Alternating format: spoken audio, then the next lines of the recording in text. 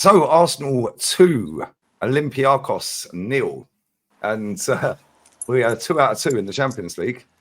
We haven't conceded a goal in the Champions League. Got West Ham coming up at the weekend, the Declan Rice derby. Rested a few today. And Kenny, obviously you were there. We started like a house on fire. Yeah, all over him, bopping the ball around. Martin Odegaard. Yeah, some of the passes he made today, the way he spun that midfielder and laid Gyökeres in. What did you make of that, mate? Well, the thing with Martin is that I have to think, right, if he's injury-free, he's industrious. Maybe he's playing an injury last season, so hopefully we'll see more of those performances. But today I was very pleased with him. You know what it is? And I was saying to you off air, I don't actually blame the players and the manager, because sometimes when you play these European games, be it the Champions League, the Europa League, unless it's a big team with big players that can hurt you, for a start, you'll play your big hitters, and two, the quality of the opposition brings out the better quality in your play. Like, no threat to Olympiacos, there wasn't a massive star. The only player that we recognised was probably was it Podence? Who was playing for Wolves. What a save from Raya, by the way. Yeah, what brilliant save from Raya. But you think about the quality of the play, because it was Olympiacos, because we made so many changes. It looked a bit lopsided and back to front. It wasn't of the sort of like requisite quality that we're kind of used to. But saying that, you're right. We started off like a train. Gyökeres got through in the 11th minute, put a shot that was saved by the keeper in off the post, hit the post, and Martinelli was like I said, put his chance away. But there was another time just before when a great cross was put in by Myers Lewis-Skelly, and Martinelli, he normally puts those away, doesn't he? So it was one of those. It came with shoulder, because where we were at the ground, it looked like it was like a free header. Yeah, it bounced off his shoulder. Even. It bounced his shoulder. All right, that's probably why he didn't get something clean on it. But when you're looking at the game in itself, I thought Victor Gyökeres worked his nuts off, and the poor man just looks a bit anxious, doesn't he? He was getting fouled left, right, and centre in that first half. And he was a battering ram. But when he had his chance, where I think he just waited too long, and then the chance went, and the defender, like I said, made a tackle and he went over the bar, and there was no one where he made it all himself, and he just shot, and it went over the bar. But I'm sure if he got it on target, that would have been a worldie of a go. And then after the second half, it was a case of, they got more of the ball, but I always felt two things: one, we were solid, and two, if there was a chance to be had, David Raya just would have made a save. I mean, his save from Podence in the first half was absolutely brilliant, and he made another save in the second half. And even his handling was just first class handling. And but when you talk about the game in itself, we should have been out of sight. Trossard had a great chance. Good save by the keeper. Great move by Eze. Eze gets the ball on the left-hand wing, pings it to Saka. Saka gets down the bar and puts a cross in. Odegaard makes a beautiful run, times his run, shot, keeper saves, and then the rebound. I don't even know how he didn't score that. But thankfully, like in injury times, good little move between Odegaard and Saka. Saka makes it 2-0. But, I said 2-0 lead. Saka on the left as well, Kenny. I know, Saka on the left. But I think that's our future. Obviously, Eze or Madueke, but mostly I think Madueke. With Madueke in the side, for now, Madueke will probably be our designated left winger, where I think it's for that sort of thing where if Saka is got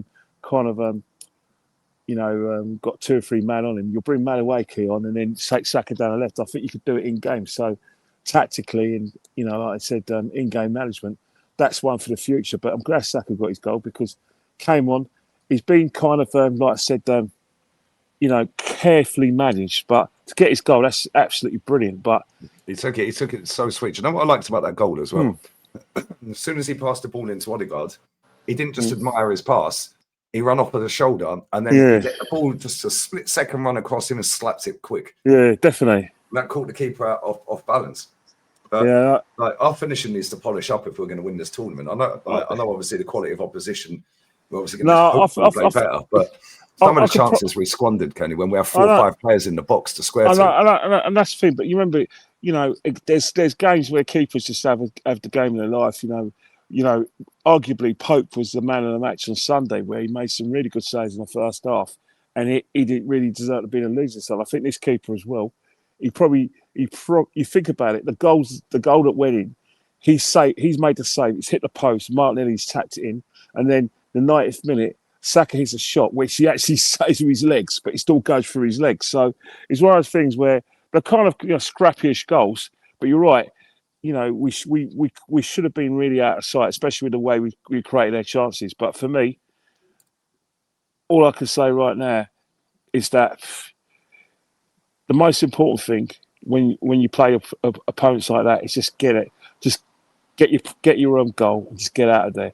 Because I'll be saying the same thing. We played them away from home. There's some teams in the Champions League where it's kind of like a rating list. It's kind of like levels. Like for instance, the top levels are the English clubs, in my opinion.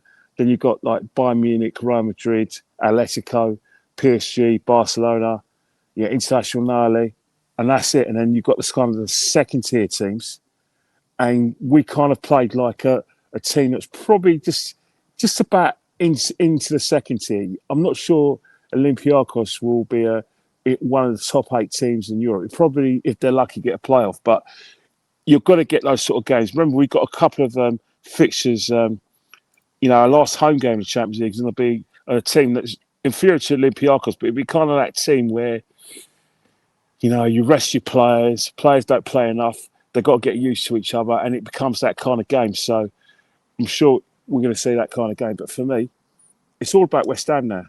The fact is, Timber's got a rest, Saka's got a rest, Declan's got a rest. You could say Eze's got his rest. Gyökeres, for me, I wouldn't give him any rest of it whatsoever, because I think what Gyökeres needs, especially for his confidence, is a goal.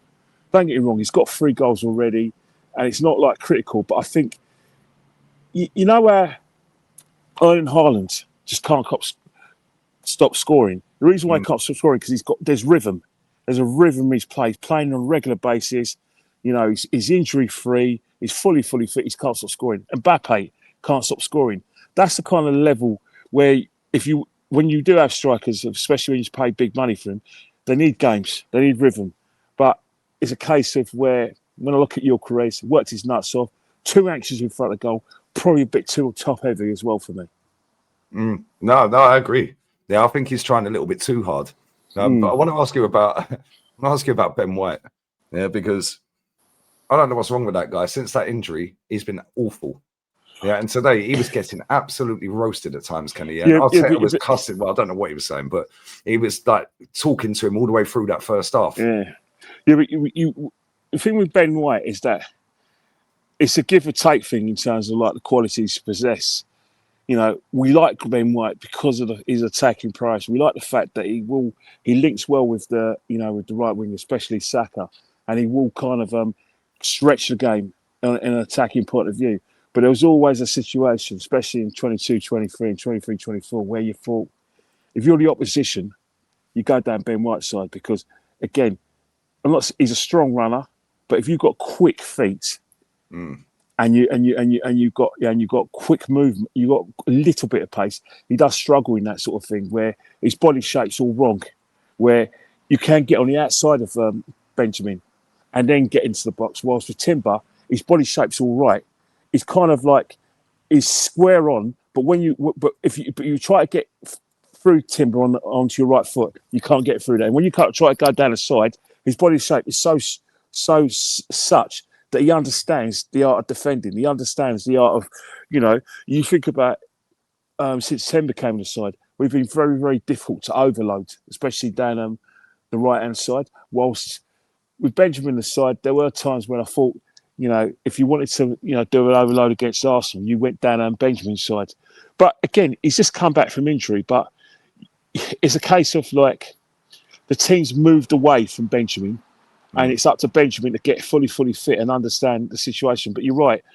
If I was picking a side against Bayern Munich and against Atletico Madrid, I wouldn't be selecting Benjamin because I know that down the sort of like on the right-hand side, there is a risk of the overload because Benjamin hasn't got that kind of like defensive body shape and that defensive tenacity that I think Jerry Timber has. And then it's a case where Jerry Timber, he is improving in terms of his quality when it comes to attacking areas. And at set pieces, we know Jerry Timber's effective there as well. So Benjamin White's got a lot to sort of like improve. Also, obviously, his fitness is one of them. And then, maybe defensively, can be a bit more sharper. Yeah, 100%. Obviously, we've got the Declan Rice derby at the weekend, Kenny. You will be there. Hopefully, we don't get a repeat of last season. Well, the thing about it is that there's manager bounces. The reason why West Ham ultimately beat us last season and the season before because they had quality players and they had quality performances. Do they have the same quality players that they had last season? In Kudos, who was absolutely brilliant. Defensively, they're in tune. The season before that, Paqueta didn't play. He got injured in the warm-up, didn't he? But they still had that kind of the tenacity and, to beat us. Do they have that now? Well, it's probably a good thing they got rid of Graham Potter, but a bad thing for us. But we'll find out. You can't use the excuse of manager bounce as an excuse for not beating teams like West Ham. The players are there now, and we need to go there and win comfortably. Yeah, absolute facts. Follow Kenny Ken 1972 on Instagram. I'm going live now on an emergency meeting to talk about how we can't finish our chances and how that could cost us going forward. But also to talk about how great Martin Odegaard was tonight. So let's see how many people clip that up. And we'll do this all over again at the weekend. Get him safe, mate. Love you, brother. Love you, safe. Love you, soon, mate.